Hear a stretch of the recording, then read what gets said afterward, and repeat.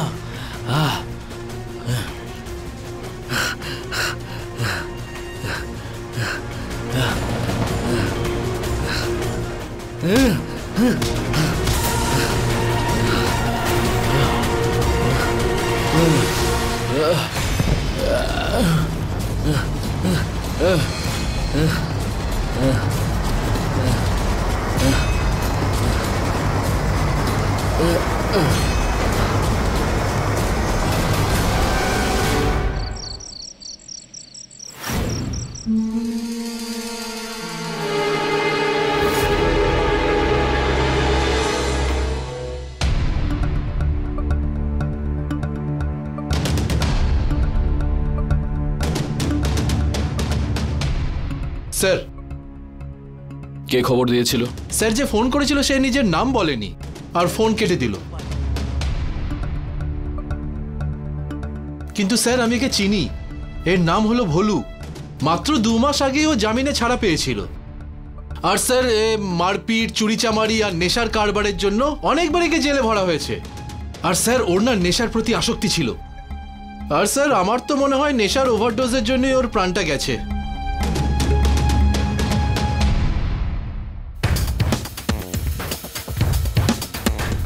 আর এই কাটা ফেটে যাওয়ার চিহ্ন? স্যার, ওর আঙুল দেখে তো আমার মনে হয় এই সমস্ত আঘাতের চিহ্ন আঁচড়ে আঁচড়ে করেছে। আর স্যার, যেটা ইম্পর্টেন্ট ব্যাপার হলো যে ওর কাছ থেকে কোনো মোবাইল পাওয়া যায়নি। খুব ইন্টারেস্টিং না? কোনো মানুষ এতটা শত্রু কি করে হতে পারে যে নিজেই নিজের প্রাণ নিয়ে নিতে পারে? না চৌধুরী, আমার তো মনে হয় কেউ একে হত্যা করে এর মোবাইলটাও সঙ্গে নিয়ে গেছে, যাতে কল ডিটেল চেক করে আমরা সেই খুনিকে ধরতে না পারি। হতে পারে স্যার, এমনটাও হতে পারে নয়, এরকমই হয়েছে। লাশের ডিটেলসটা নিয়ে পোস্টমর্টমে পাঠিয়ে দাও। স্যার।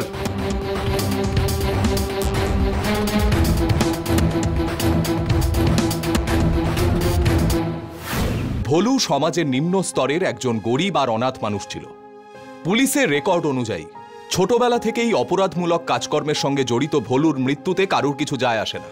কিন্তু পুলিশের এটা জানা খুব জরুরি ছিল যে ভোলুর মৃত্যু ঠিক কিভাবে ঘটল। ও কি সত্যি ড্রাগের ওভারডোজের শিকার হয়েছিল, নাকি ওর মৃত্যুর পেছনে অন্য কোনো কারণ ছিল?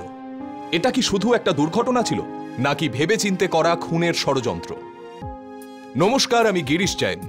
ক্রাইম অ্যালার্টের আজকের এপিসোডের এই ঘটনা ভোপালের ভাইরোপুরের।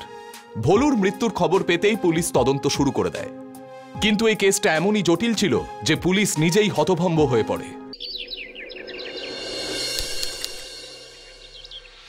কি মনে হলো ডক্টর তিওয়ারি, ভোলুর মৃত্যুর কারণ কি? ইন্সপেক্টর স্যার, আপনি তো জানেন যে পোস্টমর্টমের রিপোর্ট আসতে একটু দেরি হয়, কিন্তু আমি আন্দাজ করে আপনাকে এটা বলতে পারি যে ভোলু ড্রাগের ইনজেকশন নেওয়ার আগে অনেক বেশি দেশি মদ খেয়েছিল।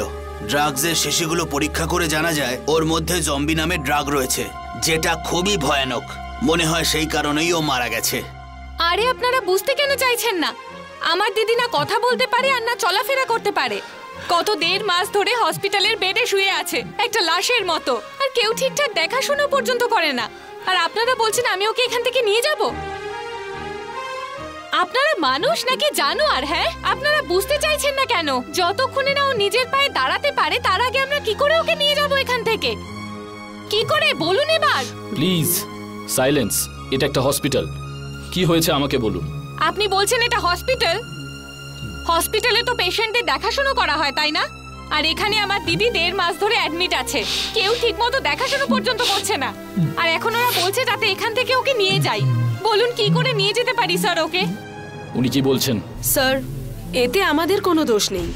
যখন যখন মেডিসিন আর ইনজেকশন দেওয়ার কথা আমরা দিয়ে দিই। দেখুন 24 ঘন্টা কোনো পেশেন্টের কাছে তো দাঁড়িয়ে থাকতে পারি না, আরও তো পেশেন্ট রয়েছে আমাদের, না? আমরা কি করব স্যার? যতক্ষণ ও চলাফেরা করতে পারছে আমরা ওকে এই অবস্থা এখান থেকে কি করে নিয়ে যেতে পারবো? কি করে নিয়ে যাব? শুনুন, আপনাদেরকে প্রত্যেক রোগীকে ভালো করে দেখা উচিত, এটা আপনাদের কর্তব্য। আর যতক্ষণ না ডক্টর পেশেন্টকে পুরোপুরি সুস্থ না বলে ডিসচার্জ করে দিচ্ছে ততক্ষণ। ঠিক আছে sir. Thank you sir, thank you so much. Okay, চলো বাবা।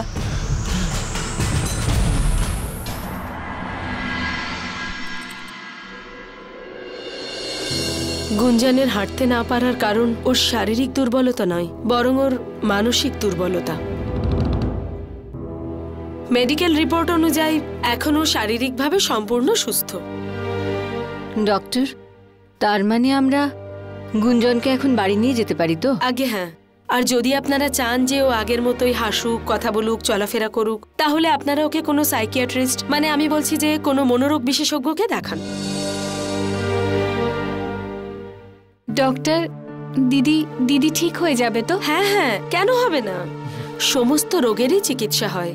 আর গুঞ্জনের পরিবারের লোকেরা যখন এত ভালো, সবাই ওকে এত ভালোবাসে, তখন নিশ্চয়ই ও খুব তাড়াতাড়ি সুস্থ হয়ে উঠবে।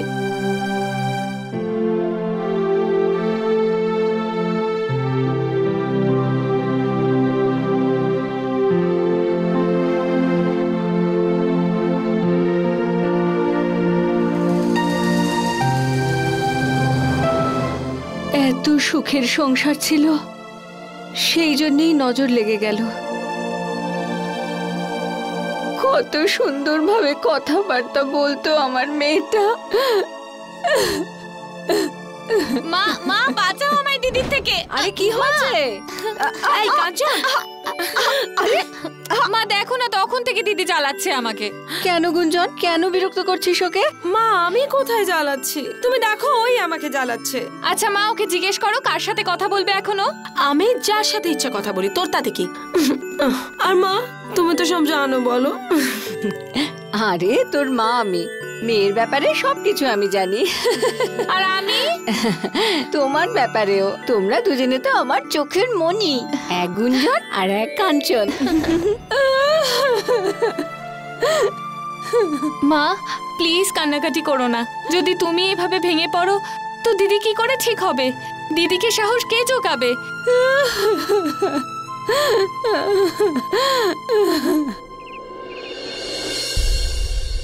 কি নাম তোর? স্যার সুরেশ।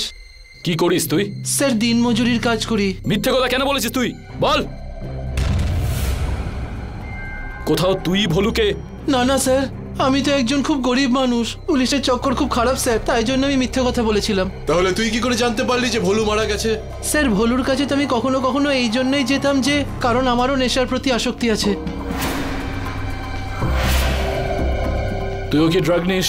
না না স্যার, আমি এরকম কোনো নেশা করি না। তাহলে কি নেশা করিস তুই? আমি শুধু মদ খাই স্যার। আচ্ছা, তোর কি মনে হয় ভোলু বেশি নেশা করার জন্য মারা গেছে, নাকি ওকে কেউ মেরে ফেলেছে? এখন আমি আপনাকে কি বলি বলুন তো স্যার। কিন্তু হ্যাঁ, নেশা করার ব্যাপারেও সবার বাবা ছিল। আমি ওকে সারা রাত ধরে নেশা করতে দেখেছি, আর তারপরেও সারাক্ষণ হুঁশেই থাকতো স্যার। ও ড্রাগসের কারবার করতো না স্যার। যদি ওরই নেশা হয়ে যেত তাহলে তোর ব্যবসাই বন্ধ হয়ে যেত। আচ্ছা, তোর কি কারোর ওপর সন্দেহ হয়?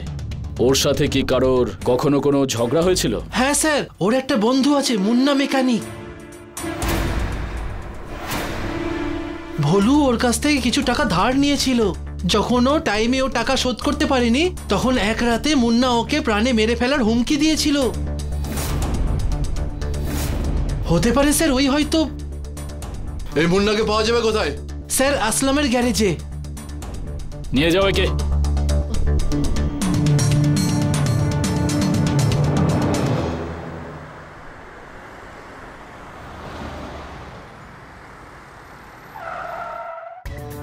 আরে খান্না স্যার, আরে কি কথা বলছেন আপনি? আজ পর্যন্ত কি এরকম হয়েছে যে আপনাকে ডেট দিয়েছে আর টাইমে গাড়ি ডেলিভারি হয়নি? আপনি চিন্তা করবেন না, গাড়ি ঠিক সময়ে পৌঁছে যাবে।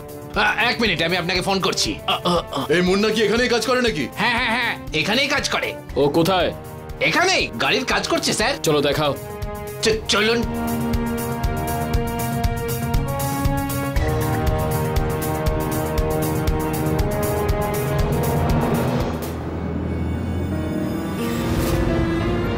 স্যার এখানে আসুন।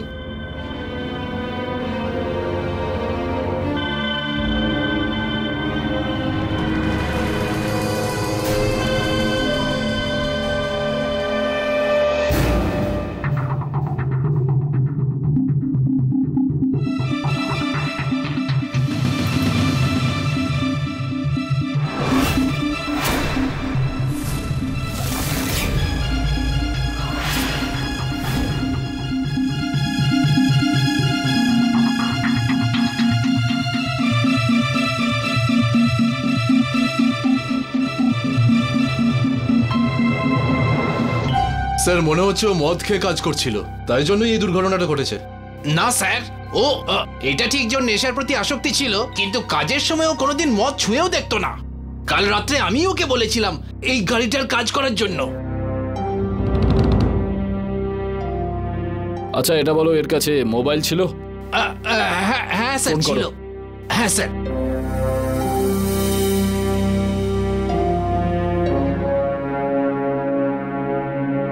ফোন সুইচ অফ বলছে স্যার। ঠিক আছে, তুমি যাও। সঞ্জয়, লাশটাকে পোস্টমর্টমে পাঠিয়ে দাও, ঠিক আছে? চৌধুরী স্যার, ব্যাপারটা খুবই গন্ডগোলের ঠেকছে। যদি এ গাড়ি রিপেয়ার করে থাকে তাহলে এর কাছে যন্ত্রপাতি হওয়া উচিত ছিল, আর এর মোবাইলটাও এর কাছে নেই। তুমি কি ব্যাপারটা বুঝতে পারছো? স্যার কিছু তো গন্ডগোল আছেই স্যার। ঠিক আছে, চলো। পুলিশের সমস্যা আরো বেড়ে গেছিল। মুন্নার মৃত্যু পুলিশের সামনে আরেকটা নতুন প্রশ্ন তুলে দিয়েছিল। যখন ভোলু মারা গেছিল তখন জিজ্ঞাসাবাদের সময় সুরেশ পুলিশকে বলেছিল যে মুন্না নিজের টাকা আদায়ের জন্য একবার ভোলুকে প্রাণে মেরে ফেলার হুমকি দিয়েছিল। তখন পুলিশের সন্দেহ হয় যে ভোলুর মৃত্যুর পেছনে মুন্নার হাত থাকতে পারে। কিন্তু মুন্নাকে খুঁজতে ওরা যখন আসলামের গ্যারাজে পৌঁছলো ততক্ষণে মুন্নাও মারা গেছিল। প্রথমে ভোলু, তারপর মুন্নার মৃত্যু। এবার পুলিশ বুঝলো যে এদের মৃত্যু কেবল একটা দুর্ঘটনা ছিল না, বরং কারুর ভেবেচিন্তে করা খুনের ষড়যন্ত্র ছিল। কিন্তু যতক্ষণ খুনের উদ্দেশ্য সামনে না আসে ততক্ষণ এই দুজনের মৃত্যুকে খুন বলে প্রমাণ করা যায় না। অপরদিকে গুঞ্জনকে হসপিটাল থেকে ছুটি দেওয়া হয়েছিল, কিন্তু তখনও ও সম্পূর্ণরূপে সুস্থ হয়ে ওঠেনি। কথায় বলে যে ডাক্তার ভগবানেরই রূপ, আর এখানেও গুঞ্জনের দেখাশোনায় ডাক্তারেরা আর হসপিটালের স্টাফেরা নিজেদের দায়িত্ব সম্পূর্ণরূপে পালন করেছিল। কিন্তু গুঞ্জনের পরিবারের লোকেদের মনে হচ্ছিল যে গুঞ্জনের দেখাশোনায় কোনো না কোনো গাফিলতি হয়েছে। মা, কারা দেখা করতে এসেছে দেখো।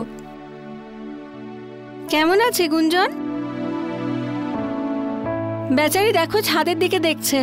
আরে বেচারি খুব বড় একটা শোক পেয়েছে। আরে এই অবস্থা তো বাবা মার ভুলের জন্য হয়েছে। মেয়েদের বেশি স্বাধীনতা দেবার ফল এই হয়।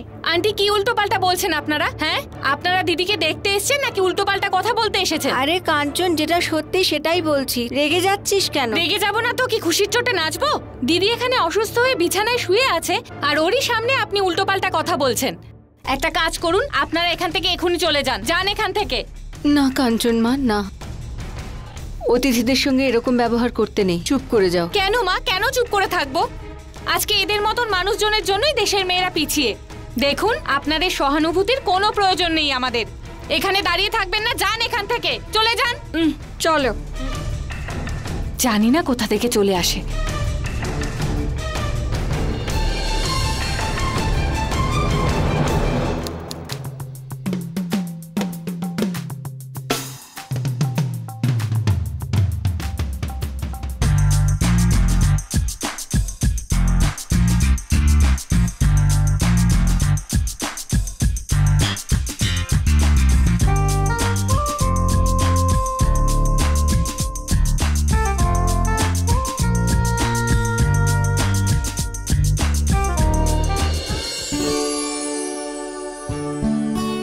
কি ব্যাপার বলতো দিদি, আজকে খুব খুশিতে আছিস কেন? আমার খুশিতে কি তুই খুশি নোস? তোর কি দুঃখ হচ্ছে? আচ্ছা, তার মানে রাকেশ আর ওর বাবা মা যে আমাকে দেখতে আসছে সেটা তোর ভালো লাগছে না? না দিদি, তার জন্য নয়।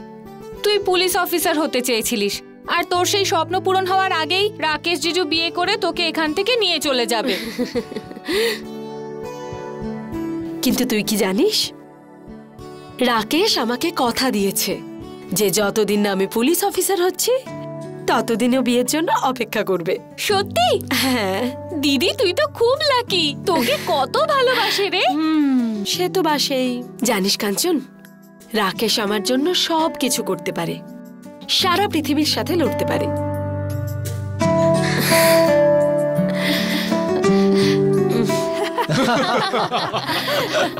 সত্যি আপনারা এসেছেন, খুব ভালো লাগছে।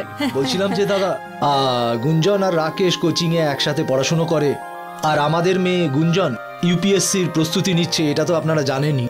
ওর স্বপ্ন হলো ভবিষ্যতে ও পুলিশ অফিসার হবে। দেখুন, এতে আপনাদের কোনো আপত্তি নেই তো? কিরকম কথা বলছেন আপনি? আমাদের রাকেশ সবকিছু বলেছে। আচ্ছা আচ্ছা, হ্যাঁ। আর মিয়া বিবি রাজি তো ক্যা করেগা কাজী। আমাদের ছেলের যাকে পছন্দ তাকেই আমাদের পছন্দ। তাহলে একটু মিষ্টি মুখ করা যাক। নিন না।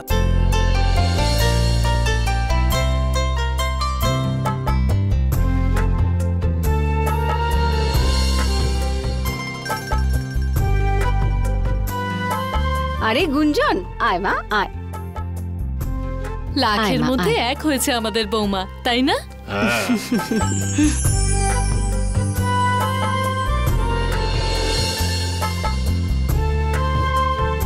আমার জিজিও কিন্তু কোনো অংশে কম নয়। খুব দুষ্টু আমার ছোট মেয়ে। আরে দিদি, এটা কি? শুভ কাজে দেরি কেন? আরে দিদি, আপনি যদি আগে বলতেন তাহলে আমিও আমার আত্মীয়দের ডেকে নিতাম। এত তাড়ার কি ছিল? কোনো ব্যাপার না, আত্মীয়রা আসবেন। আর তাড়াতাড়ি একটা ফাংশনও করতে হবে। আয় গুঞ্জন, আয় আয় মা, আয় আয়। মা। চল নি কাঞ্চন। জিজু,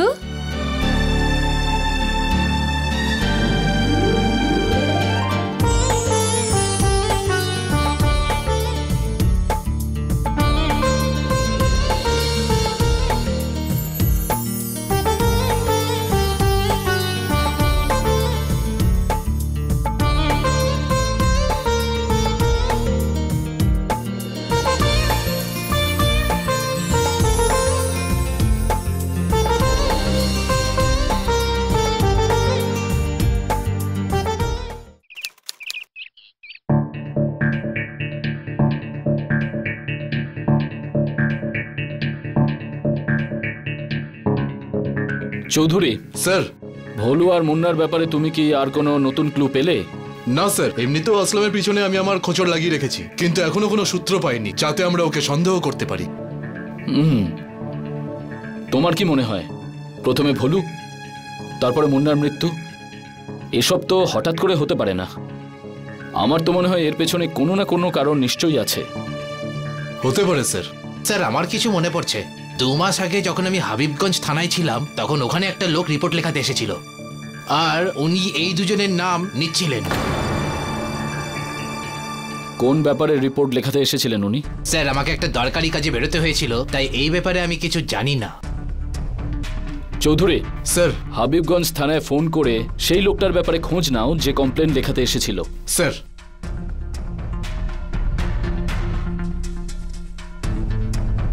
হতে পারে আমরা ওখানে ওই দুজনের মৃত্যুর ব্যাপারে কোনো ক্লু পেয়ে গেলাম।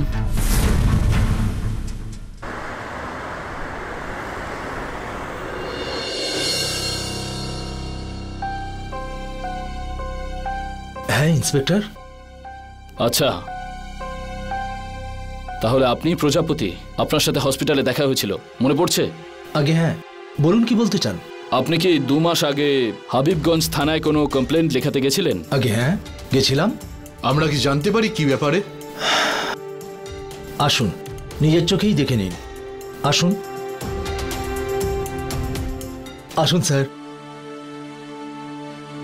দেখুন এই যে আমাদের বড় মেয়ে গুঞ্জন, যার সম্পর্কে ওই দিন কাঞ্চন হসপিটালে কথা বলছিল, ওরই রিপোর্ট লেখাতে গিয়েছিলাম ওখানে। আমাদের মেয়ে অনেক কর্মক্ষম ছিল, আপনারই মতো ও পুলিশ অফিসার হতে চেয়েছিল। আমাদের দুর্ভাগ্য, পুলিশের গাফিলতির শিকার হয়ে পড়ল। কি হয়েছিল ওর? ওই দিনটা ছিল আমাদের জীবনের একেবারে অন্ধকার দিন, যখন 2 মাস আগে কোচিং ক্লাস থেকে আমাদের মেয়ে বাড়ি ফিরে এলো। আজ কত লেট হয়ে গেল না? আরে না, ঠিক আছে রাকেশ, এবার তুমি যাও, আমি এদিক দিয়ে চলে যাব। সোজা রাস্তায় যাবে, ঠিক আছে? শর্টকাট নেবে না কিন্তু, গলিগুলো অন্ধকার হয়ে থাকে। রাকেশ, অন্ধকারকে যদি ভয় পাই তাহলে পুলিশ অফিসার হব কি করে? তোমাকে আমি যেটা বলছি সেটা বোঝার চেষ্টা করো গুঞ্জন। আর কালকে তুমি পুলিশ অফিসার হয়ে গেল, আমি এই একই কথা বলবো আজকে যেটা বলছি। এত চিন্তা করো আমার জন্য? এই তোমাদের মেয়েদের প্রবলেম কি বলো তো? চিন্তা করলে অসুবিধে, না করলে তাও অসুবিধে। আচ্ছা ঠিক আছে, এবার তুমি যাও, আমি বাড়ি পৌঁছে কল করছি। চলো ঠিক আছে, বাই বাই।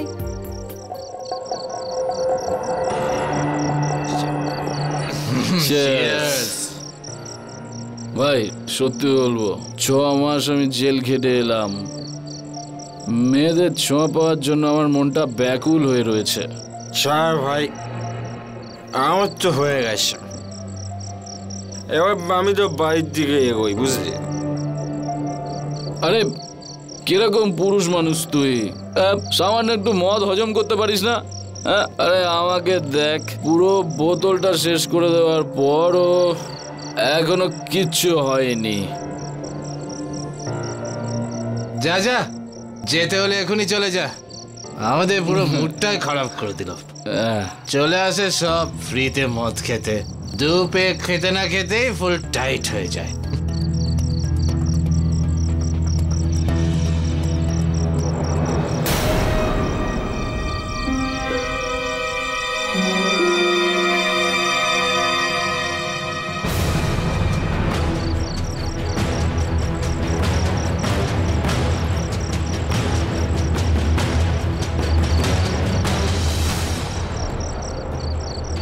এটা কি করছো? ছাড়ো, ছাড়ো, ছাড়ো, ছাড়ো, ছাড়ো। চল নিয়ে চল এদিকে, চল নিয়ে চল। ছাড়ো, ছাড়ো। বস চুপ করে।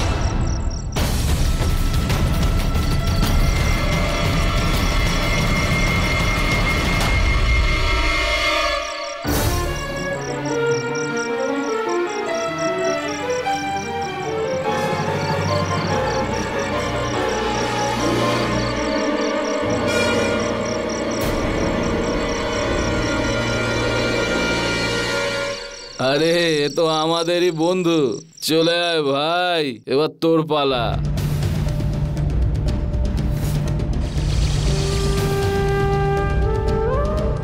দে মা। চা। দিদি, গুঞ্জন মা। দিদি, দিদি কি হয়েছে তোর? তোর কি হলো মা? সাবধানে, ওঠ, সামনে চল, চল চল, সামনে সামনে। দিদি বস এখানে। কি হলো? সামনে। তোর কি হলো মা? বল বল, কি বলতে চাইছিস মা? বল বল মা, কি হয়েছে? কি আমার মেয়েটা? কি হলো? কি হয়েছে তোর? কি হলো? কি হয়েছে?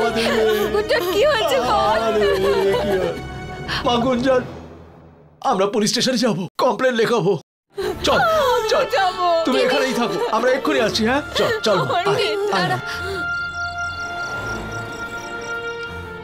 ম্যাডাম ম্যাডাম ম্যাডাম, আমরা একটা কমপ্লেন লেখাতে চাই। হ্যাঁ বলুন। কিছু গুন্ডারা আমার মেয়ের সম্মান নিয়ে খেলা করেছে।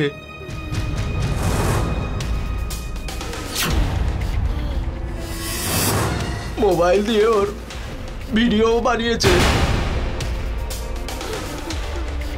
আপনার মেয়ে কি তাদের চেনে? ওদের চেনে না ম্যাডাম, কিন্তু অত্যাচারের সময় ওরা নিজেদের মধ্যে কথা বলছিল, তাই ওদের নাম জানতে পেরেছে। ও কি আমাদের নামগুলো বলতে পারবে? বলেছে ভোলু আর মুন্না। কিন্তু এই ঘটনাটা ঘটেছে কোথায়? কারখানার পাশে ফাঁকা জায়গায়, যখন ও কোচিং ক্লাস থেকে বাড়িতে ফিরছিল। দেখুন, আপনার কমপ্লেন আমরা লিখে নিচ্ছি, কিন্তু এটা নিয়ে কোনো এনকোয়ারি আমরা করতে পারবো না।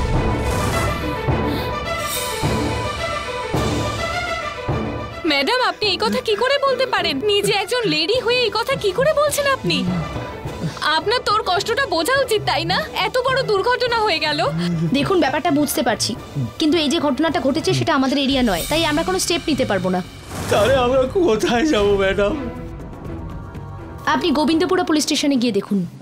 আরে আপনাদেরকে তো বললাম ওই এরিয়া আমাদের থানার মধ্যে পড়ে না, তাহলে আপনার কমপ্লেন আমরা কিভাবে নেব? উনি যে জায়গার কথা বললেন ওই এরিয়াটা রেলওয়ে পুলিশ স্টেশনের, আপনাদের কমপ্লেন ওখানে গিয়ে লেখান। আরে আপনারা মানুষ নাকি জন্তু? আমরা হাবিবগঞ্জ থানায় গেছিলাম রিপোর্ট লেখাতে, কিন্তু ওরা আমাদের এখানে পাঠিয়ে দিল। এখন আপনি আবার আমাদের ওখানে পাঠাচ্ছেন। দেখতে পাচ্ছেন না আমার দিদির কি অবস্থা হয়েছে? আমরা কমপ্লেন তখনই নেব যদি সেটা আমাদের এরিয়ার মধ্যে পড়ে। এরিয়া এরিয়া এরিয়া, কখন থেকে একই কথা শুনবো আমরা? ওখানে গেলে যদি ওরা আবার আমাদের এখানেই পাঠিয়ে দেয় তো আমরা কি করতে পারি? বলুন স্যার, আমরা কি করব? আপনারা সোজা রেলওয়ে পুলিশ স্টেশনে যান, ওরা কিচ্ছু বলবে না, আপনারা কমপ্লেন লেখাতে পারবেন। স্যার, আপনাকে লিখতেই হবে। এখন যান না, আমার আরো কাজ রয়েছে, যান আপনারা। কাঞ্চন, দিদি তুই চুপ কর মা। গুঞ্জন, কি হয়েছে মা? গুঞ্জন, কি হয়েছে মা? দিদি দিদি, আরে তুই ঠিক আছিস তো?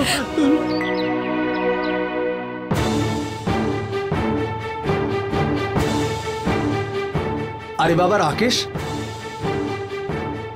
এসো এসো, বসো। কি বসবো আঙ্কেল? এটুকু ব্যাপার নিয়ে চারদিকে হইচই ফেলে দিয়েছেন। কি বলছো তুমি? যেটা হয়েছে সেই সব আমি জানি, কিন্তু এই ব্যাপারটা নিয়ে সবাইকে বলার কি প্রয়োজন ছিল? ঠিক আছে, আমি কিচ্ছু বলবো না, যা হয়েছে আমি অ্যাকসেপ্ট করে নেব। কিন্তু আঙ্কেল, আমার ফ্যামিলি আছে, আত্মীয় স্বজন আছে, তারা এই বদনাম নিয়ে কি করে সারা জীবন বেঁচে থাকবে? জিজু, তুমি দিদিকে নিজের ফ্যামিলি বা আত্মীয় স্বজনের কথায় পছন্দ করনি, কিন্তু আর দিদির এখন তোমার সাপোর্টেরই বেশি প্রয়োজন, আর তুমি এসব উল্টোপাল্টা কথা বলছো। দেখো কাঞ্চন, আমি বাধ্য, আর আমি চাইলেও গুঞ্জনের সঙ্গ দিতে পারবো না। So I am sorry. বাবা রাকেশ, আমার কথা তো শোনো বাবা। রাকেশ,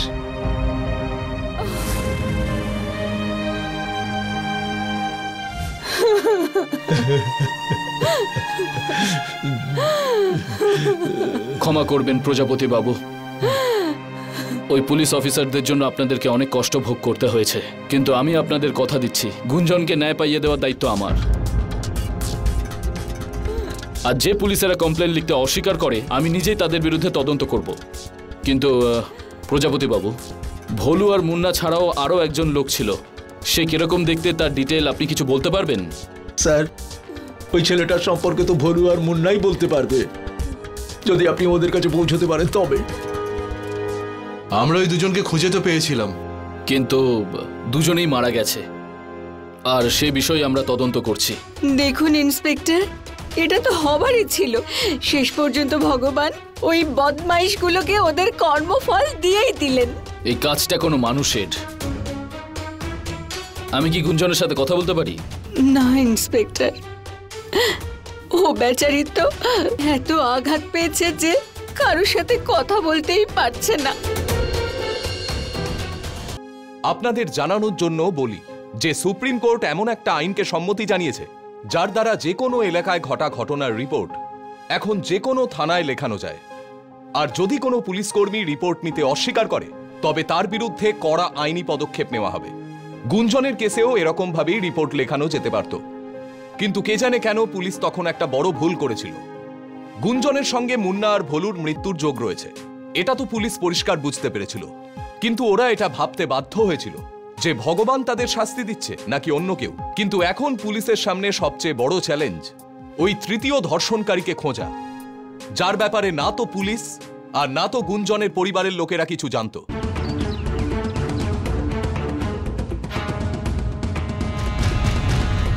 চৌধুরী স্যার, গুঞ্জনের রেপ আর ভোলু আর মুন্নার মার্ডার, আমার মনে হচ্ছে এসবের কানেকশন গুঞ্জনের রেপের সাথে নেই তো? হতে পারে স্যার। কে ওদেরকে মারতে পারে? আর প্রজাপতি বাবু বলছিলেন অপরাধীরা ঘটনাটার ভিডিও বানিয়েছিল। তাহলে ওই ভিডিওটা কোথাও না কোথাও তো থাকবে। স্যার যতদূর আমি জানি ও অনাথ ছিল। স্যার স্যার মুন্নার ভাই শাহাপুরায় থাকে, আমার মনে হয় একবার আমাদের যাওয়া উচিত। কারেক্ট চৌধুরী, আমাদের ওর বাড়ি যাওয়া উচিত। স্যার চলো।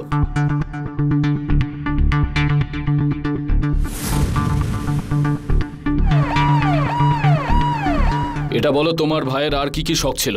স্যার ও রাতে জেগে জেগে ও নিজের ল্যাপটপে গেম খেলতো স্যার। কোথায় সে ল্যাপটপ? স্যার ওই যে টেবিলের উপরে স্যার। চৌধুরী ওপেন করো স্যার, চেক করো।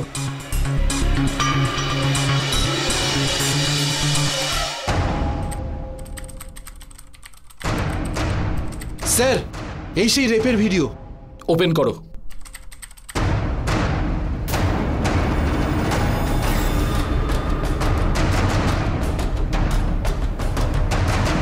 স্টপ, ব্যাক করে আবার প্লে করো।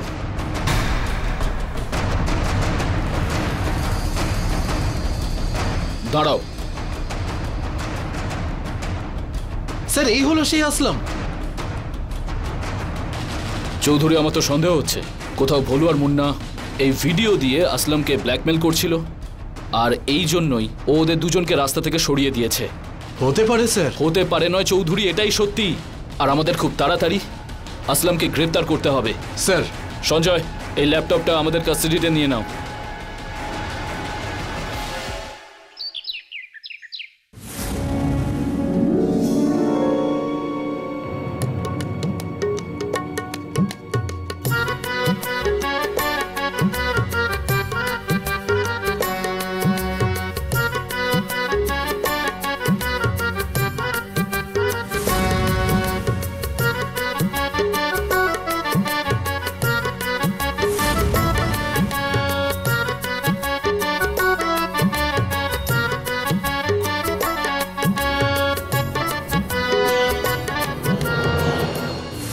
আরে থেমে গেলেন কেন বাবু?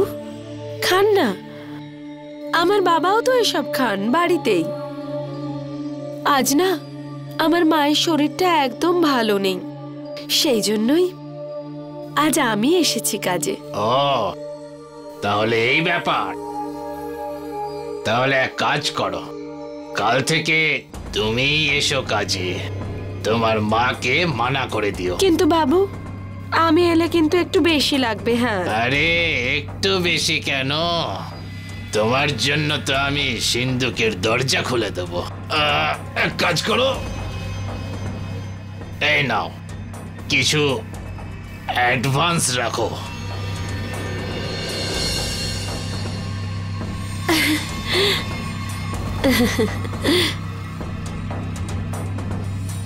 বাবু আপনি তো খুব ভালো লোক। ভালো তো তুমিও বেশ। আচ্ছা বাবু বলুন না আমাকে কি কাজ করতে হবে? কাজ কাজ এক কাজ করো, আজ তো তুমি শুধু আমার গ্লাসই ভরতে থাকো ব্যাস, আর যেই আমার গ্লাস খালি হবে আবার ভরে দাও, আবার খালি হবে আবার ভরে দেবে। একটা কথা বলো তো, তুমি এই ঘোমটাটা কেন সরাচ্ছ না? আসলে কি বলুন তো বাবু, যতক্ষণ না আমি কাউকে ভালো করে চিনছি জানছি ততক্ষণ আমার খুব লজ্জা করে। আরে কি বলছো তুমি? চেনা পরিচয় হওয়া কত বড় ব্যাপার। চলো এক্ষুনি চিনে নিচ্ছি তোমাকে। আরে খান না।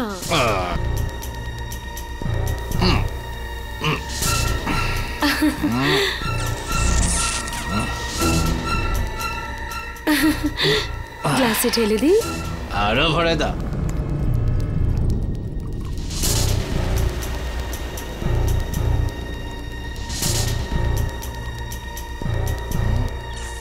খান।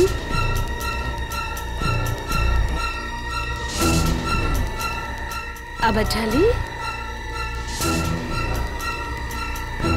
উঠিয়ে তুলে নিয়ে যাব তোমাকে। সুন্দরীর ঘুমটা তো তুলে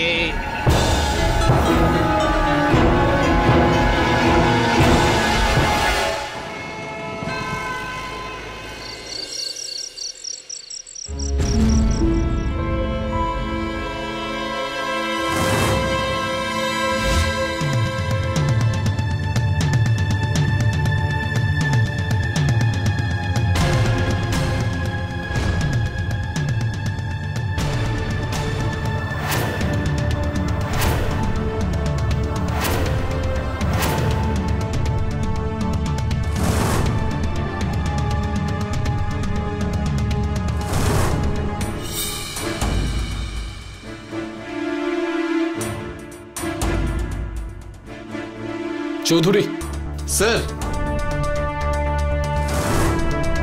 এই জিনিসগুলো তো আমরা লেডিস স্লিপারেই দেখতে পাই। Yes sir. এক্ষুনি চলো। Sanjay, yes sir. তাড়াতাড়ি অ্যাম্বুলেন্স ডাকো, লাশটাকে পোস্টমর্টমে পাঠাও, ঠিক আছে?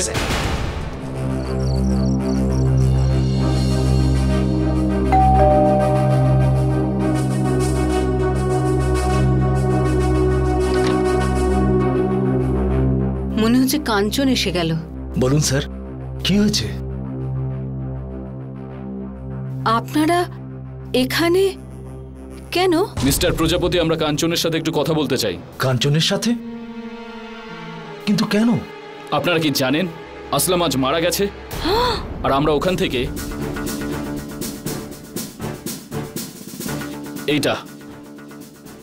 এইটা পেয়েছি। এটা কি স্যার? বুঝতে পারলাম না। সবকিছু বুঝতে পারবেন। কাঞ্চন এসে গেছে।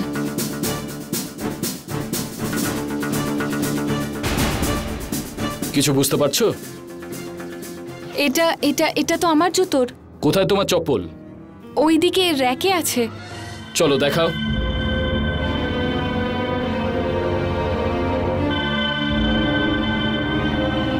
স্যার, এইটাই আমার স্যান্ডেল, আর এর পাটটা আপনার কাছে আছে।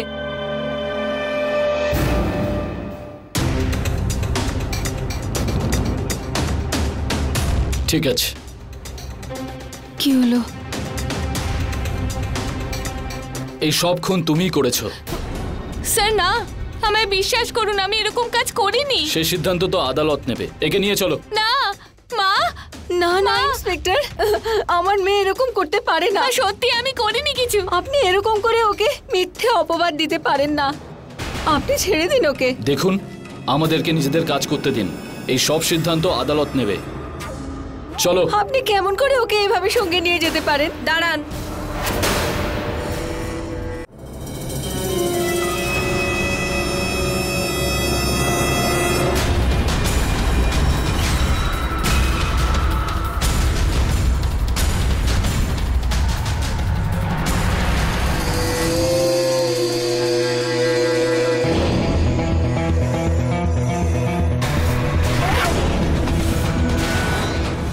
গুঞ্জন, গুঞ্জন,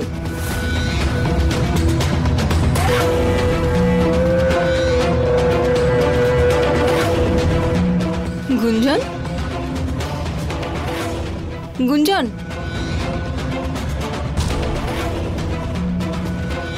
ইন্সপেক্টর স্যার, এই সমস্ত খুন কাঞ্চন নয়, আমি করেছি।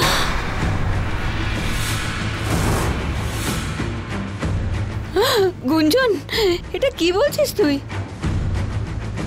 হসপিটালের বিছানায় শুয়ে যখন আমি ওই অসভ্যগুলো আর পুলিশের কথা ভাবছিলাম, তখন আমার মন আমাকে আত্মহত্যা করার প্ররোচনা দিচ্ছিল। কিন্তু আমার বাঁচার একটাই আশা ছিল, আর সেটা ছিল রাকেশ। কিন্তু যখন সেদিন হসপিটালে ও... দেখো কাঞ্চন, আমি বাধ্য, আর আমি চাইলেও গুঞ্জনের সঙ্গ দিতে পারবো না। তখনই আমি এই সিদ্ধান্ত নিয়ে ফেলি। আমার জীবন তো নষ্ট হয়েই গেছে, কিন্তু জানি না ওই শয়তানগুলো আরো কত মেয়ের জীবন নষ্ট করবে। আর তখনই আমি এই প্ল্যান করি।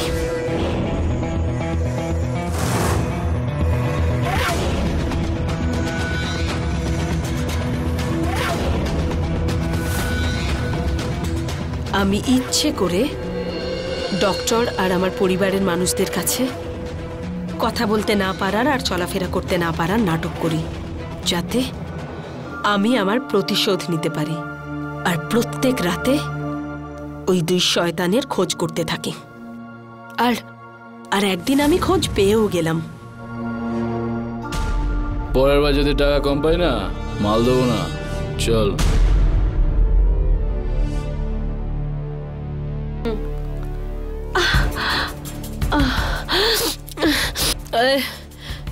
আমাকে একটু মাল দে তো ভাই, খুব কষ্ট হচ্ছে আমার। তোকে কে বলেছে কেন মাল পাওয়া যায়? মুন্না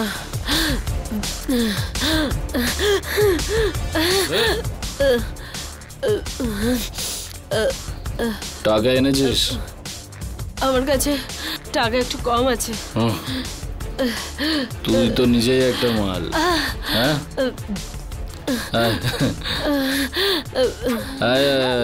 বস বস বস, নে খা। আদৌ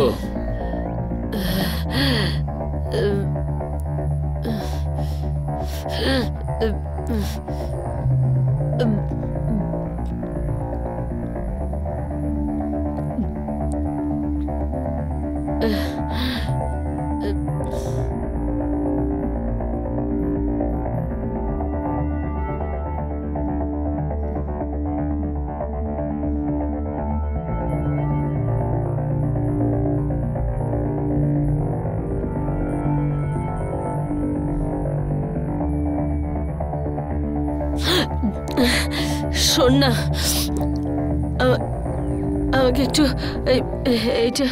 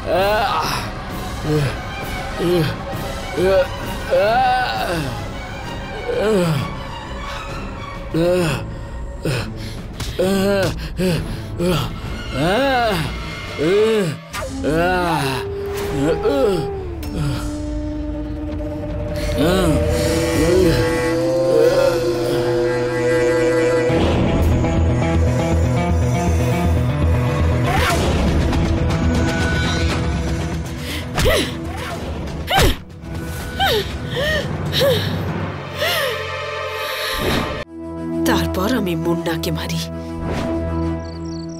শোনো, আমার না গাড়িটা খারাপ হয়ে গেছে, ওই যে ওইখানে, প্লিজ আমায় হেল্প করো।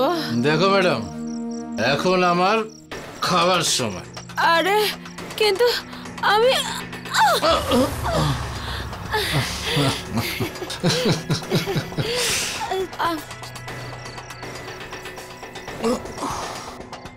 আমি এত রাতে কোথায় যাব?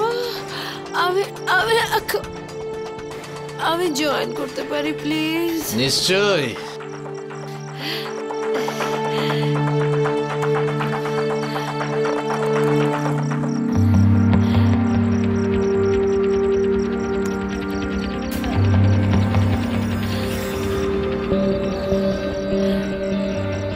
Cheers. Cheers.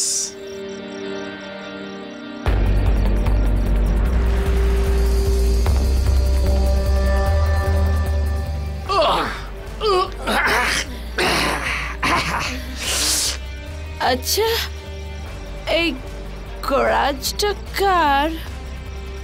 এই গ্যারেজটা আমারই ভেবে নাও। তোমারই ভেবে নেবো মানে? তুমি হ্যাঁ? কি এটার মালিক নও? আমি এটার মালিক নই, আমি এর মালিকের মালিক। মালিকের মালিক? তার মানেটা কি হলো? যখনই কোনো নতুন মেয়ের শিকার আমরা করি তখন আমরা একসঙ্গে তার মজা নিই। আর এখন এই 2 মাস আগেই না একটা কলেজের মেয়ের মজা নিয়েছিলাম। আচ্ছা, তোমার মালিকের নাম কি? আসলাম। আমরা ওকে ভালোবেসে ভাই বলে ডাকি। মানে হলো তোমরা খুব ভালো বন্ধু। আর এই লাস্ট ড্রিঙ্কটা তোমার জন্য। হ্যাঁ হ্যাঁ বানাও, কারণ তোমার হাতে বানানো মদ খাওয়ার মজাটাই আলাদা। না খাও।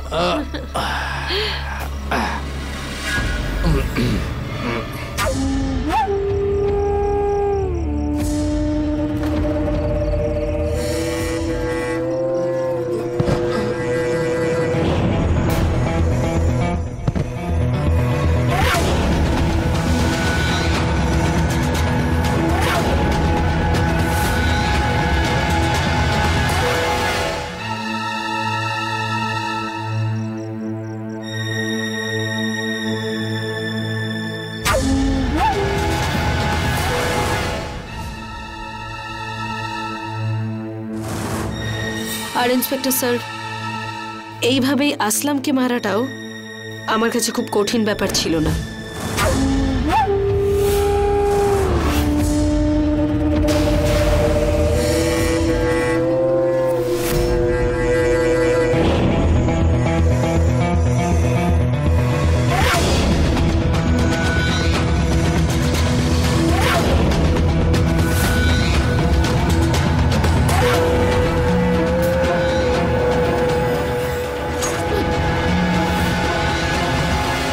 পুলিশ গুঞ্জনের রিপোর্ট না নেওয়া পুলিশ কর্মীদের বিরুদ্ধে অ্যাকশন নিয়েছিল আর ওদের সাসপেন্ড করেছিল। এই কেসে হার মেনে নেওয়া গুঞ্জন যা কিছু করেছিল সেগুলো ভুল ছিল। ও যদি ভালো করে ভেবে দেখত তাহলে অবশ্যই অপরাধীদের আইনের মাধ্যমে শাস্তি দিতে পারত, কিন্তু ও সেটা করেনি। আর আইনের বদলে নিজেই অপরাধীদের শাস্তি দেওয়ার মতো ভয়ঙ্কর রাস্তা বেছেছিল। গুঞ্জন একজন সাহসী মেয়ে ছিল যে পুলিশে ভর্তি হয়ে দেশের সেবা করতে চেয়েছিল, কিন্তু রাগের বশে নেওয়া একটা সিদ্ধান্তের ফলে আজ ও একজন অপরাধী। এই মামলায় গুঞ্জনের হবু বর রাকেশও একভাবে দায়ী ছিল। এমন সময় ও গুঞ্জনের পাশে থাকেনি। যদিও এই খারাপ সময় গুঞ্জনের পাশে থাকতো তাহলে হয়তো গুঞ্জন অপরাধী হতো না। পুলিশ গুঞ্জনকে মুন্না, ভোলু আর আসলামের খুনের অভিযোগে অভিযুক্ত করে জেলে তো পাঠিয়ে দিল, কিন্তু ওদের কাছে গুঞ্জনের বয়ান ছাড়া আর কোনো প্রমাণ ছিল না। কিন্তু ও আইনের চোখে অপরাধী ছিল। ওর কৃতকর্মের জন্য ওর বাকি জীবনটা ওকে জেলের গরাদের পেছনেই কাটাতে হবে। কিন্তু আইন এটাও বলে যে কেউ যদি অপরাধীকে অপরাধ করতে বাধ্য করে তাহলে সেও অপরাধী। যদি পুলিশ গুঞ্জনের রিপোর্ট লিখত তাহলে হয়তো ও এই পদক্ষেপ নিত না।